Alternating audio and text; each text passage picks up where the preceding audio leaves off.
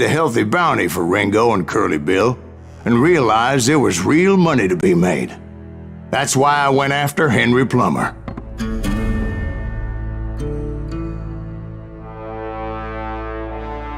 Now, wasn't he the sheriff who augmented his income by shaking down miners and robbing gold shipments? That's the one. Oh yeah, I remember him. He ran that gang of thieving outlaws called the Innocents. So it's true that you went toe-to-toe with him? Indeed I did, son. Indeed I did.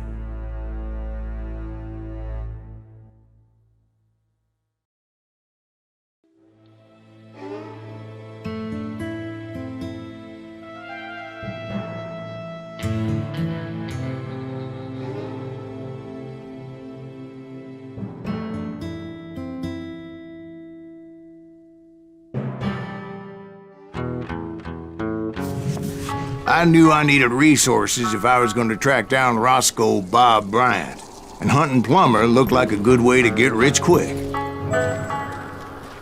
As the local vigilantes exposed him as the leader of the bandits, and put a generous price on his head. Plummer rallied his gang to plunder one last gold mine before making their escape, and that's where I thought I'd find him.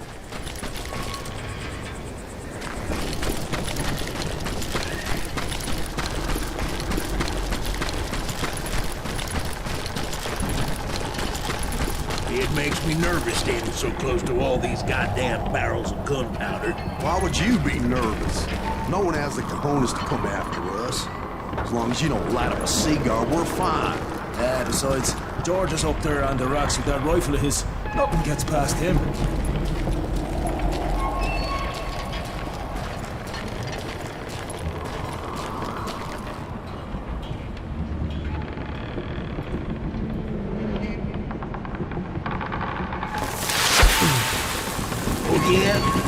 As my late father pointed out to me more than once, God made men, but Samuel Colt made them equal.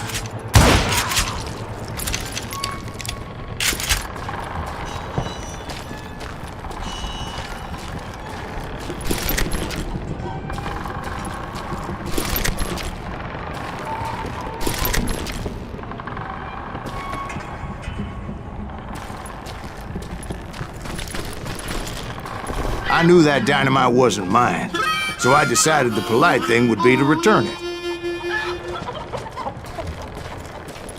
It was the biggest gold rush since Sutter's Mill in '48. Unfortunately, prospectors weren't the only ones drawn to those riches. There were thieves and killers, robbing travelers and hijacking gold shipments. Like those that ran with Plummer. Some were just regular folks I knew from town, drawn by greed and easy pickings. Charlie Crow, the blacksmith. James, who worked in the stable. Sam and Jeremiah Barber, the butcher's sons. Ordinary citizens who lived a double life. Stealing and thieving and murdering their neighbors.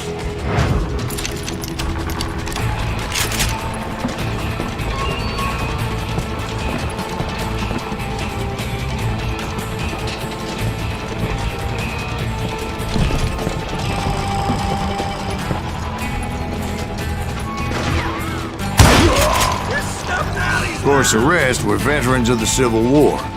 Stone-cold killers trained on the bloody fields of Shiloh and Antietam. Plummer had a lot of men on his payroll.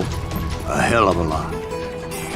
That son of a bitch pretended to protect the public with one hand while stealing them blind with the other.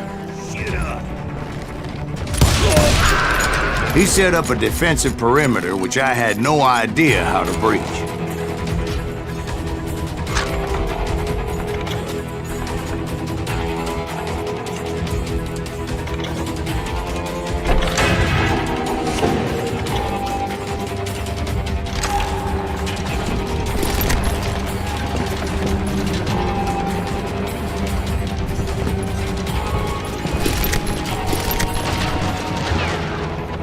This is ours! dangerous, desperate individual. I was outnumbered and in way over my head, but I was too damn stubborn and stupid to realize it. They must have thought I was touched, or had some kind of death wish, seeing as there were barrels of gunpowder everywhere. Watch out for the goddamn gun! One stray bullet, one stray spark, and I'd be blown to hell and gone. Did I have any second thoughts about what I was doing? No.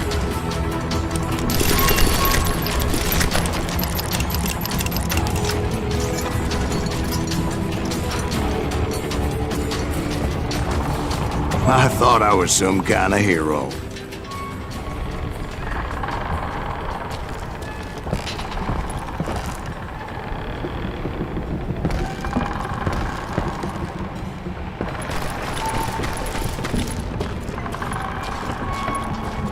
I finally made it past and headed on to meet my destiny.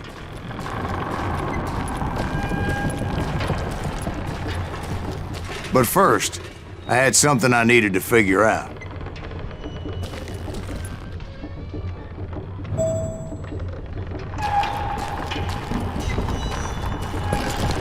I had a few ideas on how to get into that mine, but once I made my decision, I knew there was no turning back. So my first thought was to enter the nearest mine portal. I saw an entrance. Made sense. It was the quickest way in, but that also made it more dangerous, as there would undoubtedly be enemy pickets posted along the way. I think he's scared. Do you know who we are?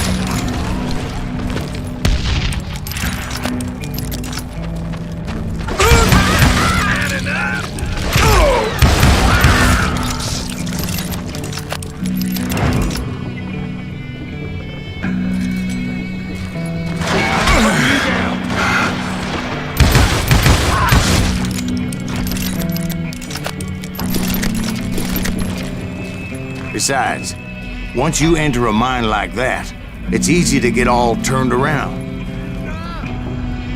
And that confusing maze of corridors wouldn't even be the worst of it. Some of those shafts could be as deep as hell.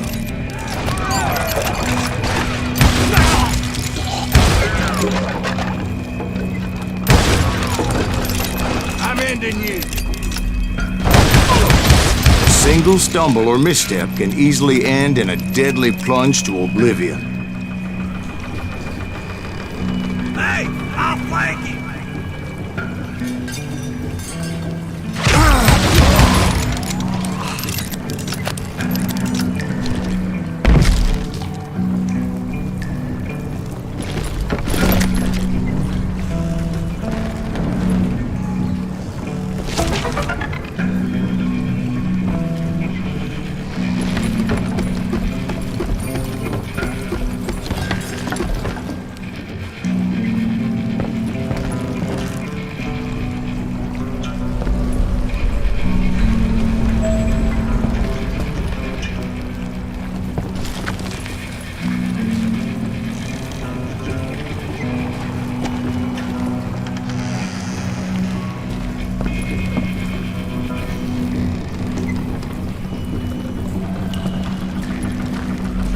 Quick reflexes often make up for a lack of common sense.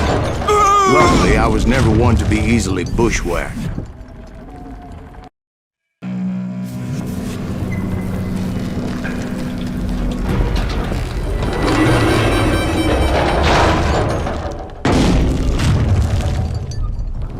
I would just need to be careful not to blow myself to Kingdom Come. With all that gunpowder and dynamite everywhere, a body has to know what he's shooting at.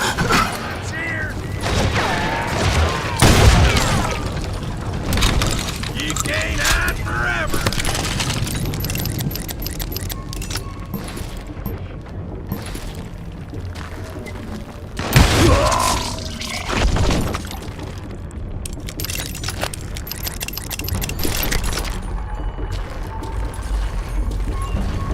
One wrong bullet could have turned that mine into a dad-blasted tomb.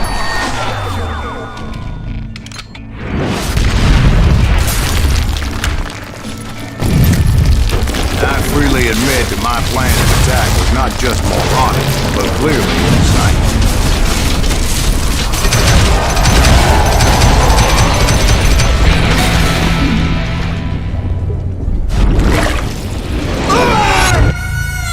It's a good thing that I abandoned that ridiculous plan before I even tried it.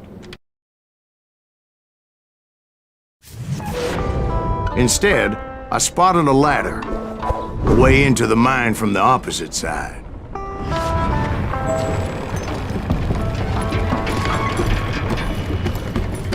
It was a long way around, but that approach seemed more sensible at the time.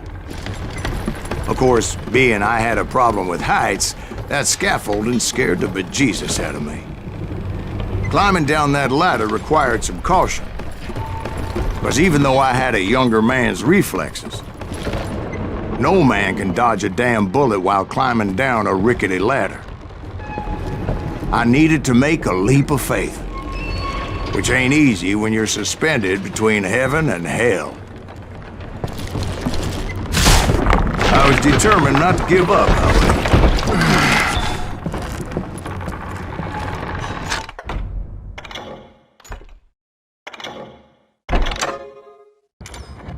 As Sheriff Plummer seemed quite the despicable character. When the vigilantes discovered what the sheriff was up to, people were outraged. That 10,000 they put on his head would go a long way to helping me find old Bob. And I had made it my mission to settle that score come hell or high water.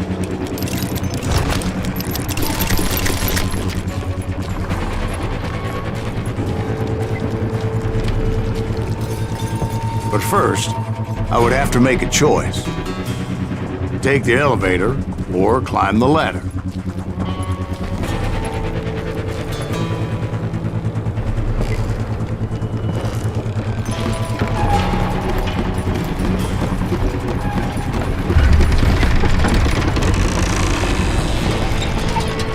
I wanted to use the element of surprise. Plus, I figured I could use the exercise. I was warmed up already, so what the hell?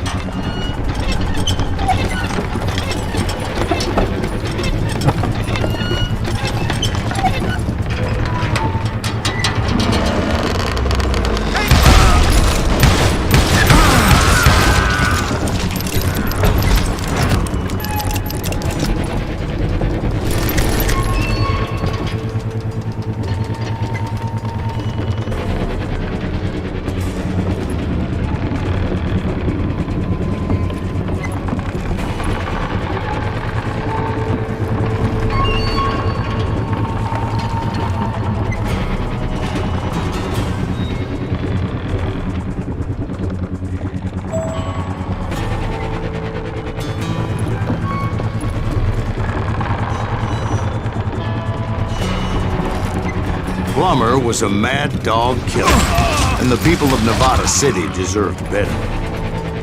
Nevada City? Well, I thought Plummer met his maker in Bannock, Montana. Right, well, he was the sheriff of both places at one time or another, but that's neither here nor there. The point was, taking him down would save a lot of lives, including my own.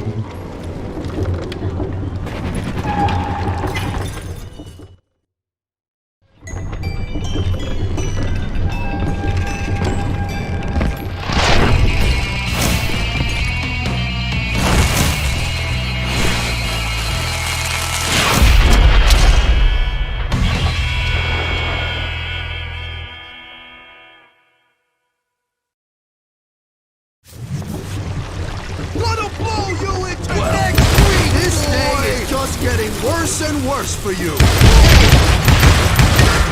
Henry Plummer was clearly unhinged, and I could see right away that this was going to take some doing. You can shoot, but can you aim? They're gonna bury you in a million pieces.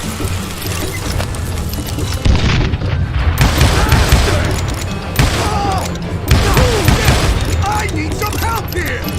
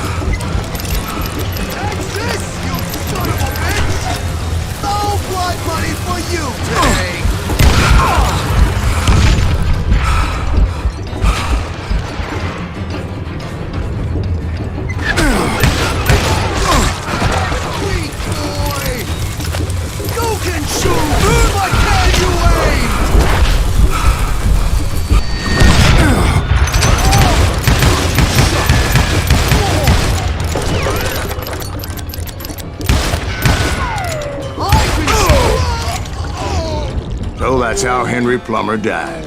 Him and his crew were worth their weight in gold. And now, I was officially a bounty hunter.